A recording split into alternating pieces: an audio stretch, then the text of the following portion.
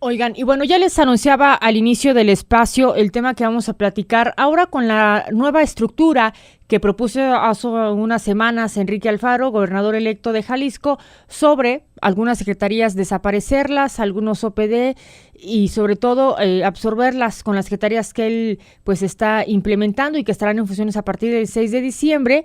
Bueno, pues el Instituto Jalisciense de las Mujeres es uno de los que está en riesgo que podría desaparecer porque y la labor que él hace, a decir de las autoridades que entren en diciembre, será absorbido por una nueva secretaría que ha sido llamada de Igualdad Sustantiva, quien estaría haciendo pues las labores de la agenda de género, indígenas, migración y todos estos temas. Pero ya no habría como tal un instituto especializado para las mujeres, que ahorita es el IJM, Instituto Jalisciense de las Mujeres. Vamos a la línea telefónica, ahí se encuentra Guadalupe Ramos, ella es coordinadora de CLADEM. CLADEM es el Comité de América Latina y el Caribe para la Defensa de los Derechos de las Mujeres. ¿Qué tal, Lupita? Muy buenos días. Hola, ¿qué tal? Muy buenos días. Muchas gracias. Ayer daban en rueda de prensa su posicionamiento. Obviamente ustedes, su postura es en contra de que desaparezca este instituto. ¿Cómo ven esta nueva, más allá de la reestructura del gobierno de Enrique Alfaro, pero de que si llegara a desaparecer este instituto, ¿de qué tamaño sería el retroceso en temas de agenda de género y derechos de las mujeres para el Estado? Sí, mira, es gravísimo el planteamiento.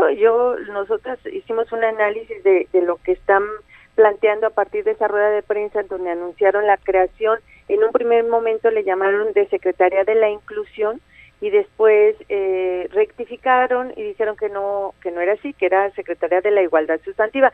Es decir, ni siquiera ellos mismos tienen claridad en la denominación, en lo que buscan y en lo que quieren, y particularmente en el caso de las mujeres, nos parece que sería un grave retroceso porque desconocen la historia de creación de estos mecanismos. Este obedece a un mandato internacional que se realiza en 1995 en Beijing, en China, en la Conferencia Mundial sobre Derechos Humanos de las Mujeres, en donde se establece que se tendrán que crear estos mecanismos, se les llamó así mecanismos de adelanto para las mujeres, para que a partir de ese mecanismo se generara toda la política pública de igualdad, justamente, ¿no? Sí. Entonces, así es como surgen y así es como se comienzan a implementar en toda la región, en América Latina y el Caribe y en otros lugares del mundo, en Europa particularmente, ¿no? Es decir, son instancias en donde la agenda fundamental es la agenda de las mujeres.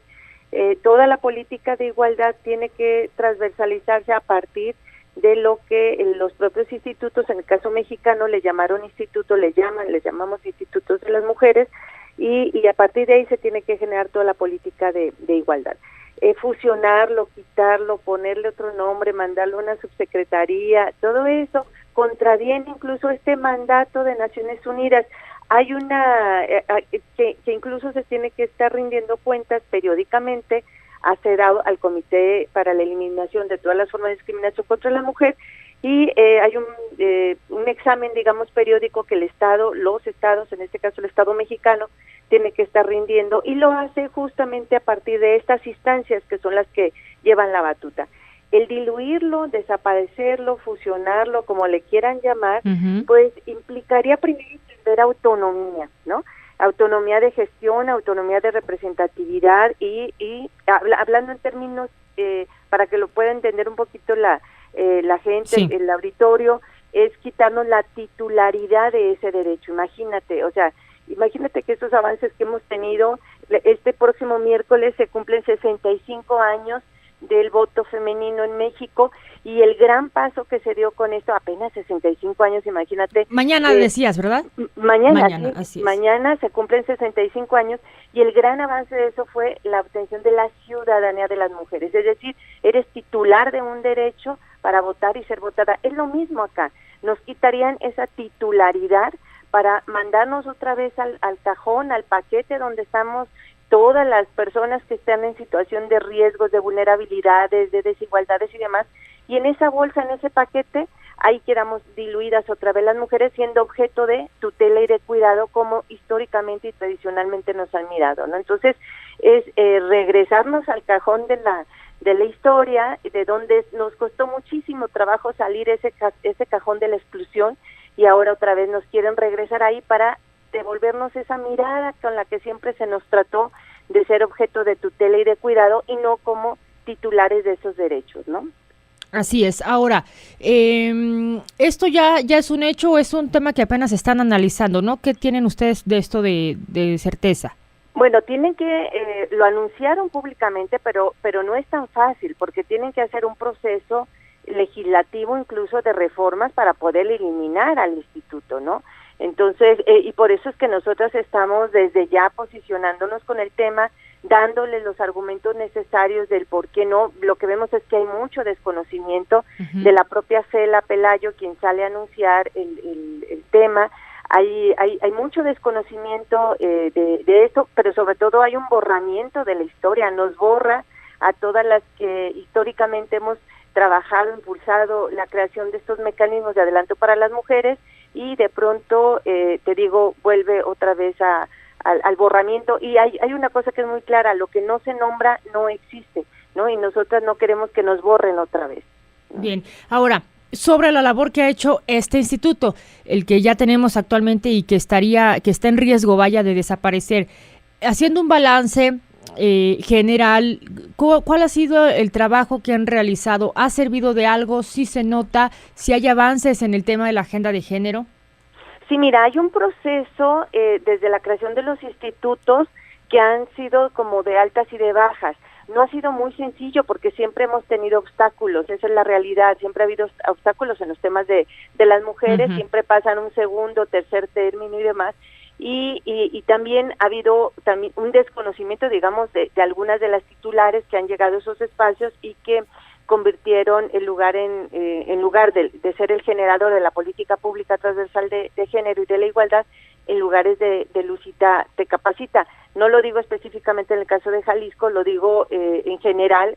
Hemos encontrado titulares de institutos en donde promueven cursos de belleza, imagínate, de uñas y de una cosa, es decir, ni siquiera a ellas mismas les queda claro cuál es su papel.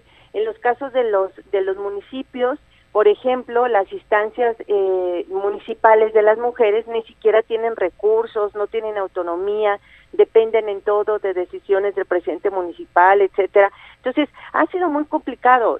En todo caso, lo que se requiere es fortalecer a estos mecanismos, ver en dónde están las fallas, cuáles han sido las deficiencias, qué es lo que hace falta fortalecer para hacerlos, dotarles de mayor autonomía y dotarles de mayores recursos también.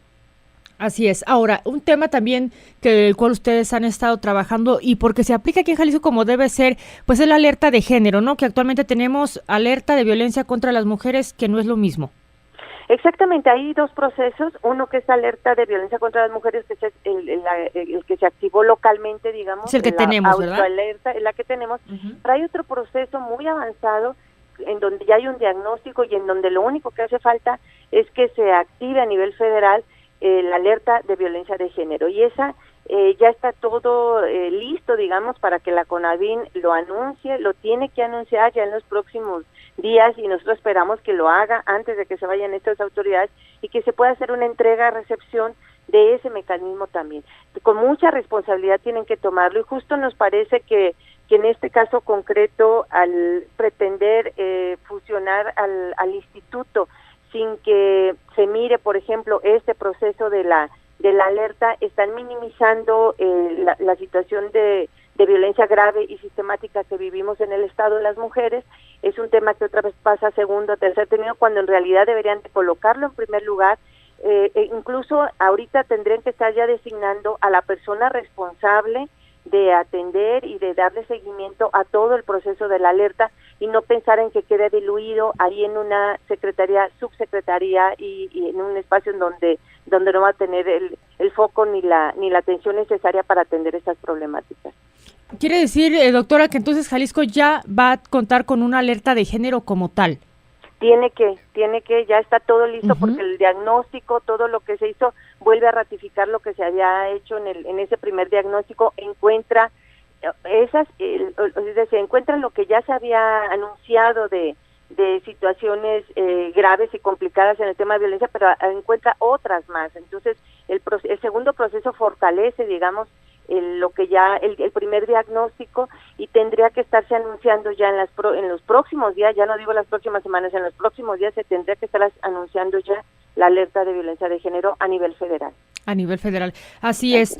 Bien, Lupita, las órdenes de protección, también ese es un gran tema, ¿no? Que hemos visto casos donde las mujeres lamentablemente pues son víctimas aún teniendo estas órdenes.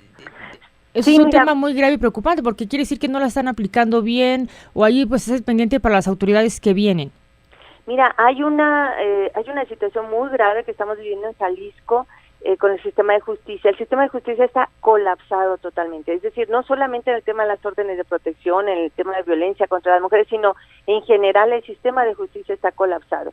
Nosotros lo vivimos cotidianamente en este acompañamiento que hacemos con las familias y con las mujeres que viven violencia y las familias de los casos de feminicidio, y particularmente en los casos de órdenes de protección.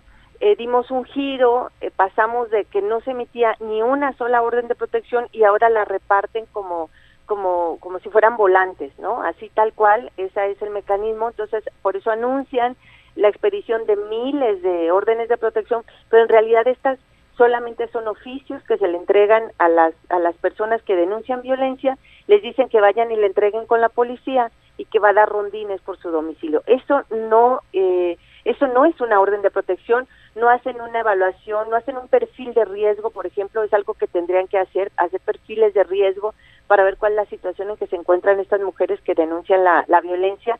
Hay algunas que tendrían incluso que ser acompañadas a otros espacios, albergues, a casas de medio camino, precisamente por la situación de riesgo de violencia inminente que están viviendo en casa, y esto no está ocurriendo. Por eso es que muchas mujeres, aún con una orden de protección, son asesinadas en Jalisco.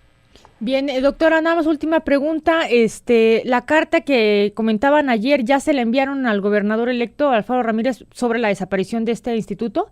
No, fíjate que no, porque nos pidieron mucha gente nos está buscando, no solamente de Jalisco, sino del país, organizaciones y colectivos que quieren sumarse a la carta. Okay. Y nos pidieron que aún no la entregáramos para que sus firmas aparezcan ahí. Redes muy importantes, hoy por la mañana me llamaron de la red de cátedras, cátedras de la UNESCO, de derechos humanos, hoy están reunidas en Puebla y van a tratar el tema y quieren sumarse a sus firmas, a la carta, ¿no? Entonces, esto nos parece muy importante, que no es un tema local, es un tema que está generando preocupación a nivel nacional, y que por eso mismo estamos circulando toda la carta para que se sumen más firmas al respecto. Bueno, pues entonces será una carta ahora sí que bien cobijada, con instituciones de renombre y de mucho prestigio sobre estos temas, no solamente nacional, sino internacional, ¿no? Así es. De hecho, ¿cuándo esperan entregarla? Bueno, una vez que reúnan esto, ¿no? Sí, vamos a dejar todavía esta semana para ya en la próxima semana hacérsela llegar al gobernador electo. Muy bien. Bueno, pues muchas gracias, doctora, por la conversación esta mañana. No, al contrario, un abrazo, un saludo a ti y a tu auditorio. Gracias. Es Guadalupe Ramos, coordinadora de CLADE, el Comité de América Latina para la Defensa